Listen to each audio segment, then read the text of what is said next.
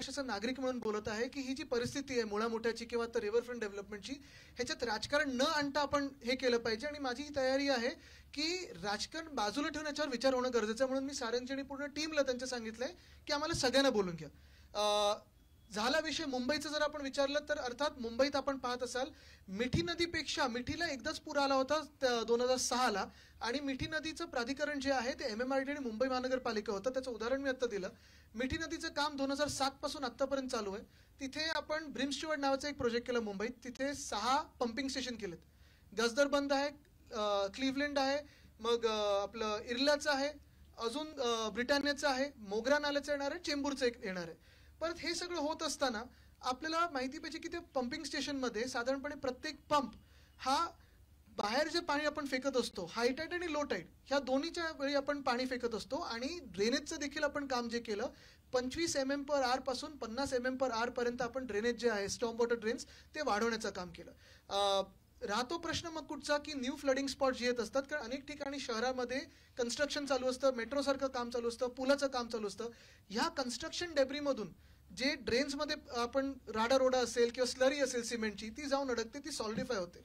पावसाळ्याच्या आधी आम्ही त्याच्या बैठका घ्यायचो आणि त्या बैठकांमध्ये SRA असेल, म्हाडा असेल, MMRD असेल, MSRDC असेल, PWD असेल, रेल्वे असेल, एअरपोर्ट अथॉरिटी, BMC, सगळ्यांना बोलवून त्यांचे कुठे कुठे फ्लडिंग स्पॉट्स आहेत, कुठे आपल्याला काय काम करायला पाहिजे, ह्याच्यावर आम्ही काम करायचो. आपल्याला आठवत असेल हिंदमाता हा एक फेमस स्पॉट होता. साधारणपणे 2021 पर्यंत कधीही पाऊस पडला, रिमझिम जरी पाऊस पडला तरी तिथे छातीपर्यंत, मग कधी गुडघ्यापर्यंत पाऊस पडायचा. आणि प्रत्येक वेळी ते पाणी तुंबण्याचं हे कमी होत गेलं, पण संपलेलं नव्हतं. 2021 साली आम्ही जो प्रोजेक्ट हाती घेतला होता फ्लड रेन वॉटर होल्डिंग टँक्सचा, बाजूलाच आपण पाहत असाल गांधी मार्केट आणि हिंदमाता या दोन्ही ठिकाणी पाऊस 15 मिनिटं जरी पडला तरी पाणी भरायचं. मागच्या वर्षी आणि ह्या वर्षी दोन्ही वर्षी पाणी भरलं नाही, कारण आम्ही जो तिथे प्रोजेक्ट सुरू केला होता रेन वॉटर होल्डिंग टँक्सचा, तो यशस्वी ठरला आणि तिकडच्या सगळ्या स्थानिक नागरिकांनी देखील त्याचं कौतुक केलं. आता 100 मिलीमीटरहून जास्ती पाऊस पडल्यानंतर देखील पाणी भरलं नाही. तसंच मिलन सबवे हा दुसरा एक फ्लडिंग स्पॉट होता, तिथे आम्ही हे काम सुरू केलं होतं. ह्या सरकारने ते काम खरं तर स्थगिती दिली, मला माहित नाही का, नाही तर तिथे देखील पाणी भरलं नसतं.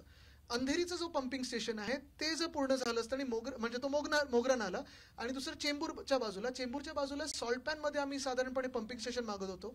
सॉल्ट पॅनसाठी आम्हाला केंद्र सरकारने गेले 10 वर्ष परवानगी दिली नाही, आम्हाला बाजूला काम सुरू करायला लागलेलं आहे. तर ह्या सगळ्या गोष्टी आहेत. आणि तसंच पुण्याची जर भौगोलिक परिस्थिती बघितली तर तुम्हाला त्याचा अभ्यास करून ते करायला लागेल.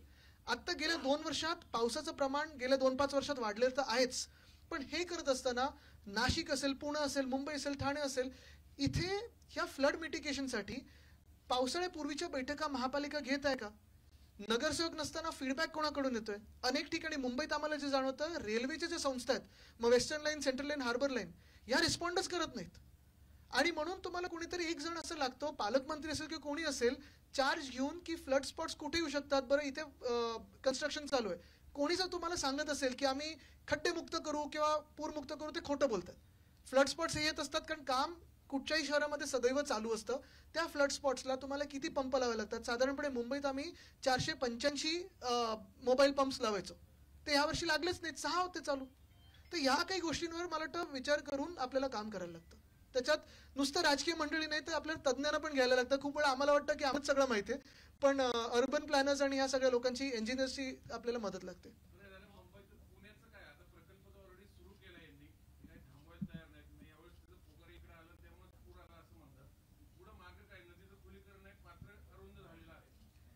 हेच मी सांगत आहे, जेव्हा महाविकास आघाडी सरकार होतं तेव्हा आम्ही याला स्थगिती दिली होती, कारण आम्ही याचा धोका बघितला होता.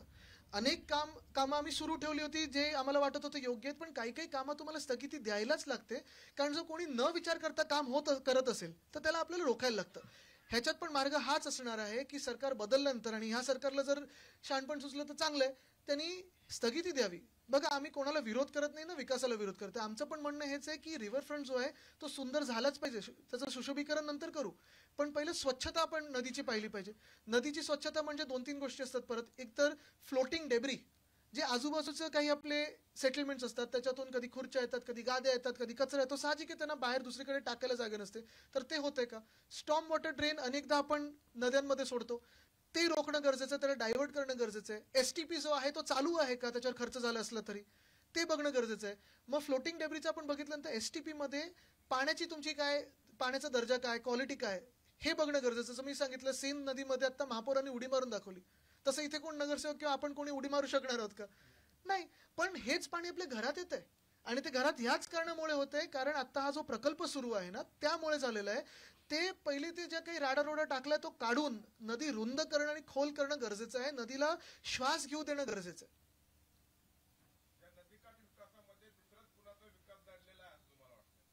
आता ते पलीकडच्या राज्यामधून असतील तर मला माहित नाही. हो. येस.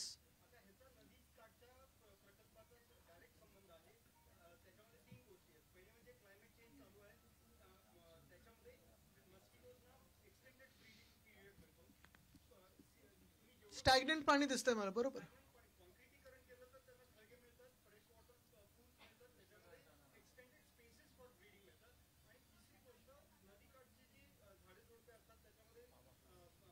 सॉरी सर, आपण येस.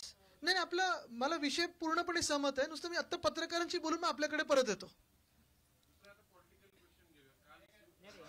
हा एक विषय पूर्ण होऊ द्या ना. एक मिनिट पहिलं पत्रकारांकडून आपण, हा ठीक आहे, सॉरी येस. हा, अरे सॉरी.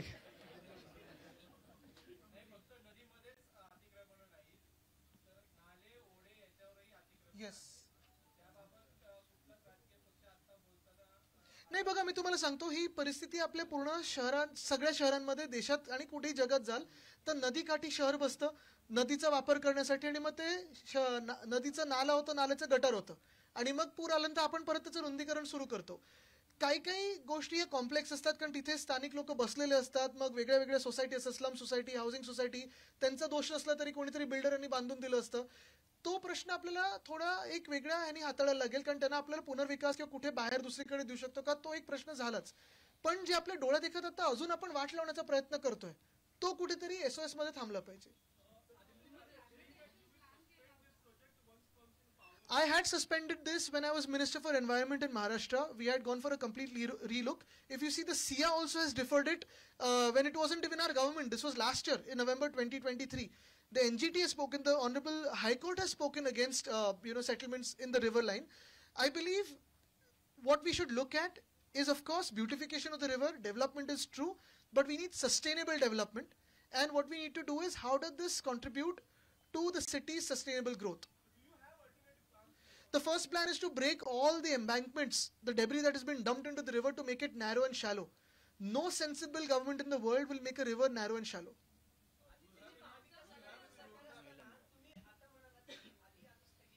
हो.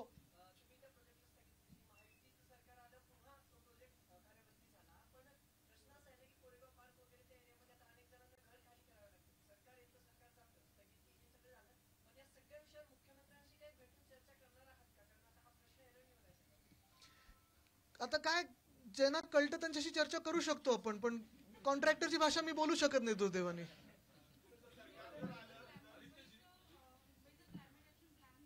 हो, बंद पडलं ते. मुंबईचं क्लायमेट ऍक्शन प्लॅनचं इम्प्लिमेंटेशन पूर्णपणे बंद आहे. पुण्याचं नाही चालू. नाशिकचं मागच्या महिन्यात लॉन्च केलं, पण पुढे मला माहित नाही चालू आहे की नाही. सोलापूर, कोल्हापूर हे सगळ्या आमचं शहरांचा क्लायमेट ऍक्शन प्लॅन होता, आणि तो डिटेल्ड होता. त्याच्यात पहिल्यांदा आम्ही सिव्हिल सोसायटीबरोबर काम केलं, पत्रकारांबरोबर काम केलं, आणि सांगितलं होतं की आमच्या ज्या काही ऍक्शन्स आहेत, चुकीचं आहे, बरोबर आहे, आम्हाला तुम्ही दाखवा, योग्य अयोग्य, आणि त्याच्यात दुरुस्त काय करू शकतो. तो सगळा ऍक्शन प्लॅन तयार आहे, तो वेबसाईट्सवर आहे, पण त्याचं पुढे काहीच होत नाहीये. एक मिनिट, सॉरी, हे करून देतो. हा.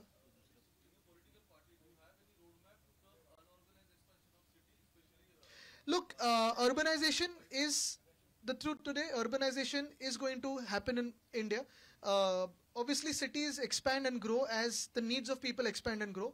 My fear is, if we don't plan them well and if we don't execute the development plans properly without a vision for the next 20, 30, 50 years, that is where we will end up in a mess. We need to not fear urbanization, but plan it better and tackle it better. आणि दुरुस्ती पण सांगितली होती.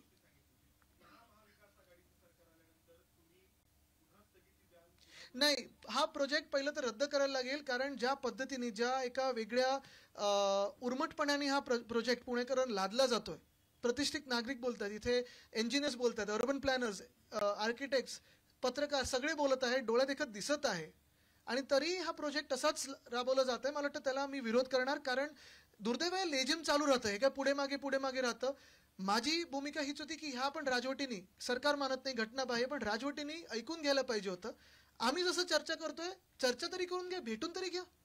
आयुक्तांनी भेटायला तरी पाहिजे, ऐकायला तरी पाहिजे ही मंडळी काय म्हणतात, मग बरं वाईट लोकांसमोर होते.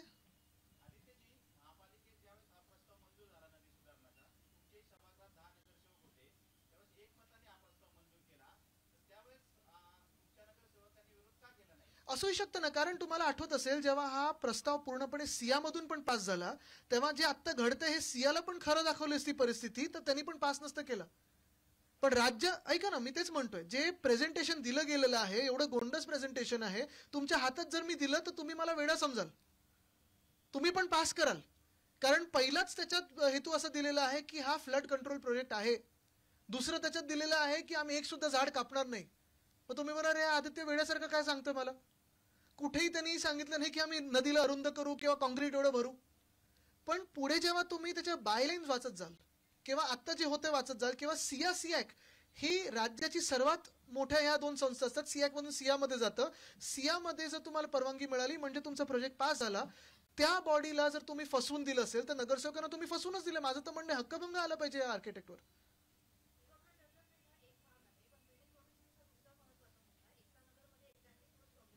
हो,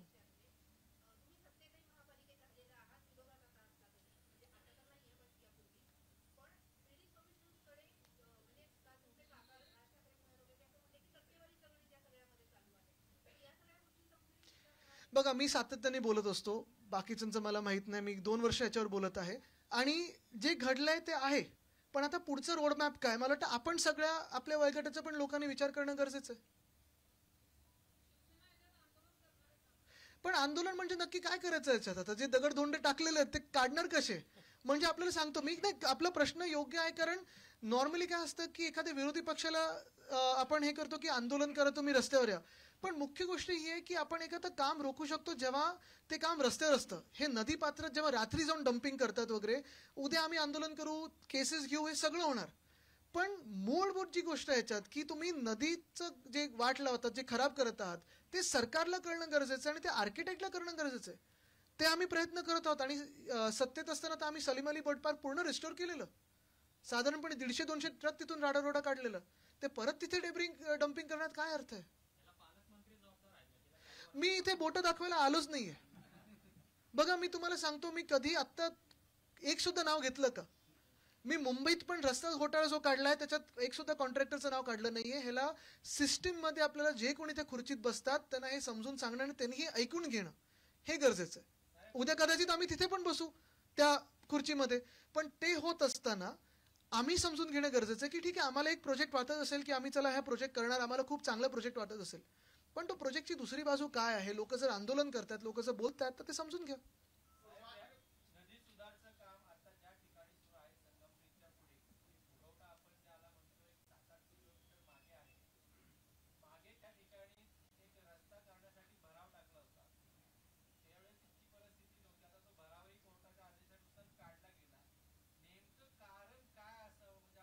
नाही, आता मी एक, आपण जे आता कसं झालंय, एनजीटीच्या ऑर्डरमुळे आम्ही जिथे गेलेलो ना, तो पूल तिथून काढलाय, पण ते सगळा कचरा जो आहे तो तिथेच नदीत दाबलेला आहे. आम्ही जाऊन आलो एका तिथे, आणि तिथेच पाणी सगळं ते शिरलं होतं. म्हणजे एनजीटीची पण ह्यांनी पूर्ण जे काही ऑर्डर्स होत्या ते पूर्ण पाळलेल्या नाहीयेत. आणि प्रत्येक नदीचा हा बॅकफ्लो एक असतो, त्याचा ओढ्याचा बॅकफ्लो असतो. जसं मिठीचं साधारणपणे 8 ते 9 किलोमीटर समुद्राचा बॅकफ्लो आहे, आणि बाकीचा जो आहे तो पवई लेकचा ओव्हरफ्लो आहे.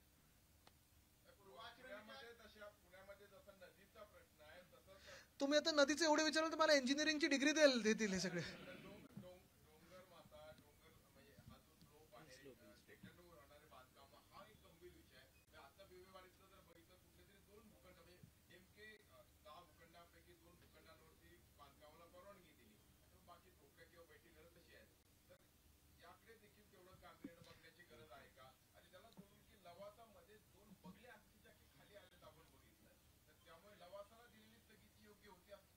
आता तुम्ही मला पर्यावरण मंत्रालयाची आठवण करून देतात, कारण हे सगळे विषय आम्ही त्यावेळी हाताळत होतो. मुंबईत देखील असेच अनेक स्लोप्सवर हटमेंट्स वगैरे बनलेले आहेत, आणि जसं मी सांगितलं ना, काही काही ठिकाणी संवेदनशील प्रमाणे आपल्याला लॉंग टर्म प्लॅन करून त्यांना घरं बांधून त्यांना शिफ्ट करायला लागतात. त्याच्यात जसं क्लायमेट ॲक्शन प्लॅन होता, एक शॉर्ट टर्म लगेच तुम्हाला काय करायचं, मिड टर्म आणि लॉंग टर्म, ह्याच्यावर आपल्याला काम करायला लागेल. आणि मला वाटतं हे गरजेचं आहे, कारण कुठे ना कुठेतरी आपण पाहतोय वातावरण हे बदलत चाललेलं आहे. प्रत्येक वेळी आपण पाहतो की कधीतरी शेतांमध्ये पण, म्हणजे सततचा पाऊस असेल, गारपीट असेल, अवकाळी पाऊस असेल, दुष्काळी परिस्थिती असेल, हे सगळं आपल्याला दिसतंय डोळे देखत. आणि हे जर आपण दुर्लक्ष करत गेलो ना, तर मला वाटतं पुढची परिस्थिती आपल्या देशासाठी आपले हाल खूप वाईट होतील. कारण एकतर खायला काही नसेल, आणि दुसरं म्हणजे आपला देश जो आता इमर्जिंग इकॉनॉमी आहे, जेवढा मिडल क्लास वाढत आहे, डेमोग्राफीमध्ये यंग पॉप्युलेशन जेवढं आहे, वर्किंग पॉप्युलेशन, त्या सगळ्याला इम्पॅक्ट होईल. आता पहिल्यांदा मला वाटतं मागच्या वर्षी तेलंगणासारख्या राज्यांनी आपल्याला हीट वेव्हच्या सुट्ट्या द्यायला लागल्या. कधीही मी ऐकलं नव्हतं. हे वाढत चाललेलं आहे. आम्ही आता लोकसभेचा प्रचार करत असताना कधी नाही ते मुंबईसारख्या शहरात 43 डिग्री टेम्परेचर होतं. हो.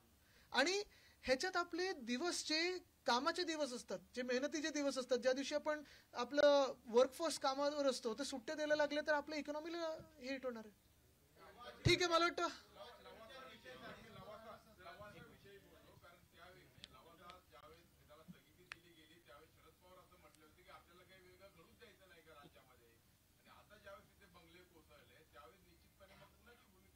नाही, त्याच्यावर अभ्यास करायलाच लागेल ना थोडा.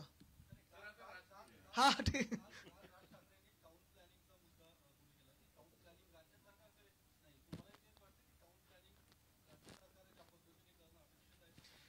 मी गेले 5 वर्ष याच्यावर बोलतोय. आपल्याला आठवत असेल, सेफ स्कूलचा विषय असेल, ट्रॅफिक स्टडी असेल, वेताळ टेकडीच्या वेळीचा विषय असेल, कुठेही काही सोडवत असताना पहिला विषय हा अर्बन प्लॅनिंग हा घेणं गरजेचं आहे. आणि गेले 5 वर्ष आम्ही याच्यावर करतो. टॅक्टिकल अर्बनिझम नावाचा आम्ही एक प्रोजेक्ट आणलेला महाराष्ट्रात. शहरांमध्ये शाळेंचे 50 मीटरचे रेडियस, त्यात मुलांसाठी येण्या जाण्यासाठी सुरक्षित व्हावे, कॉलेजेसचे व्हावे, हॉस्पिटलचे व्हावे, हे सगळं आम्ही जे काम करत होतो. अर्थात त्यावेळीच्या नगरविकास मंत्र्यांना तेवढं ऑब्झर्वेशन नव्हतं त्यांचं, तर ते थोडं मागे राहिलं. पण आता येणाऱ्या सरकारमध्ये आम्ही करू.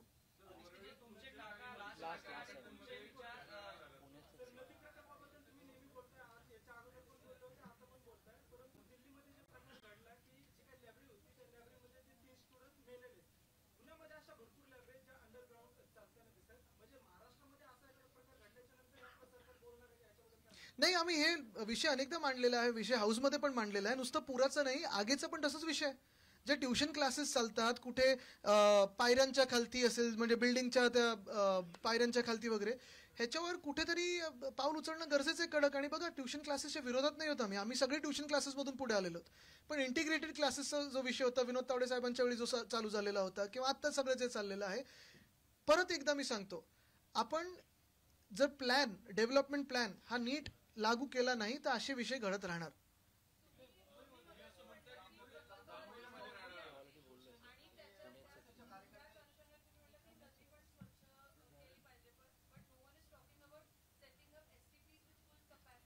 मी आत्ता बोललो त्याच्याबद्दल, आत्ता जस्ट बोललो त्याच्याबद्दल मी मगाशी पूर्ण प्लॅन देताना.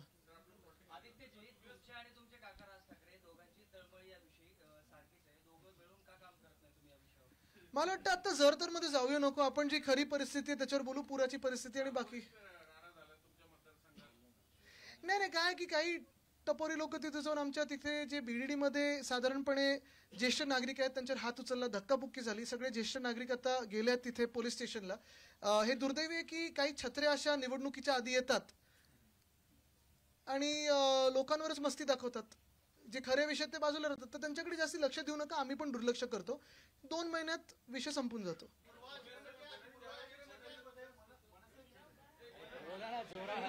झालं, उत्तर दिलं.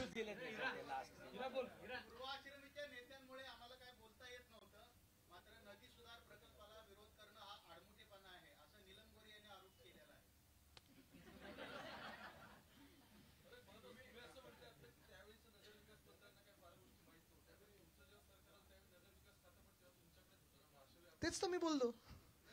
पण माझ्याकडून जे होतं तर पालकमंत्री म्हणून मी ते करत होतो मुंबईत. आपण पहा सगळीकडे. आता त्याच कॉन्टेक्स्ट मी बोललो, आणि ते पुढे जर कळलं असतं त्यांनी आता तरी राबवून दाखवलं असतं. मी लाडका कॉन्ट्रॅक्टर ह्यासाठी बोललेलो आहे कारण आपण पाहत असाल मुंबई महानगरपालिकेमध्ये मागच्या वर्षी 6,500 कोटीचा घोटाळा मी लोकांसमोर आणला, पत्रकारांच्याच माध्यमातून लोकांसमोर आणला होता. 15 जानेवारी 2023ला मी पत्रकार परिषद घेतली, त्याच्यात दाखवलं की 5 कॉन्ट्रॅक्टर आवडते, त्यांना कामं कशी दिली गेली आणि त्यांनीच सगळं बिडिंग कसं केलंय, कसं बिडिंग ते रिग्ड होतं. ते झाल्यानंतर 18 जानेवारी 2023ला प्रधानमंत्री महोदयांनी येऊन भूमिपूजन केलं ते कामांचं. त्या दिवसापासून आत्तापर्यंत एक तरी काम पूर्ण झालेलं मला दाखवा. एकही काम झालेलं नाहीये. एक कॉन्ट्रॅक्टर त्याच्यातून पळून गेलेला आहे, त्याला बाद केलंय, ब्लॅकलिस्ट केलंय, नाही केलंय ह्याची अजून कुठेही माहिती नाही. आणि आता परत एकदा 6,500 कोटीची कॉन्ट्रॅक्ट दुसरी काढत आहेत, ज्याची गरजच नाही कारण 21-22ची कामं पूर्ण झाली नाहीत. 22ला टेंडर्स काढली नाहीत, जे काढलं होतं ते रद्द केलं कारण त्यांना कॉन्ट्रॅक्टरनी नाही सांगितलं. 23ला काढलं, त्याचं काम झालं नाहीये. आता जुलै उजाडलेलं आहे आणि नवीन कॉन्ट्रॅक्ट परत 6,500 कोटीचे काढतायत. नवीन 5 कॉन्ट्रॅक्टर, त्याच्यातून एक ब्लॅकलिस्टेड कॉन्ट्रॅक्टर आहे. म्हणजे मुंबई महानगरपालिकेच्या ब्लॅकलिस्टची यादी आम्ही गृहीत धरायची की नाही धरायची. दुसरी गोष्ट ह्याच्याही पुढे जाऊन जसं महानगरपालिकेचे हे घोटाळे आहेत, मला वाटतं प्रत्येक शहर जिथे प्रशासक आहेत तिथे असे घोटाळे होत असतील. पण NHAI national highway authority of India, आपण खूप वेळा ऐकत असतो पॉडकास्टमधून, युट्यूबवर की आम्ही एवढ्या मिनिटात एवढे किलोमीटर वगैरे बनवतो. पण मुंबई गोवा, मुंबई नाशिक, मुंबई अहमदाबाद या 3 हायवेचे आज तुम्ही परिस्थिती जाऊन बघा. का आपल्या महाराष्ट्रावर एवढा त्यांचा राग आहे? ना केंद्राच्या बजेटमध्ये आपल्याला काही मिळालं, ना राज्याच्या बजेटमध्ये. इन्फ्रास्ट्रक्चर पुशमध्ये पैसा जातोय कुठे?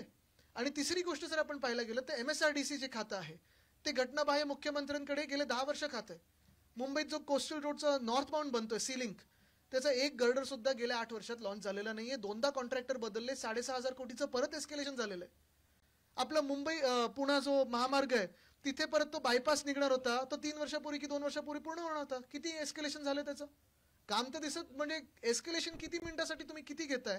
म्हणजे घटनाबाह्य मुख्यमंत्र्यांच्या हातात जी खाती आहेत, जे कॉन्ट्रॅक्टर आहेत आवडते, काम होऊ ना नकद होऊ दे, 100% एस्केलेशन होणारच, हे पक्क आहे. आणि आपण पाहत असाल हिंदुराव सम्राट बाळासाहेब ठाकरे मुंबई नागपूर महामार्ग आहे, ऍक्सिडेंट तर होतच आहेत पण तिथे देखील खड्डे पडायला लागलेत. चलो शेवटचा प्रश्न. मला वाटतं एक निवेदन घेतलेलं आहे उद्धव साहेबांनी.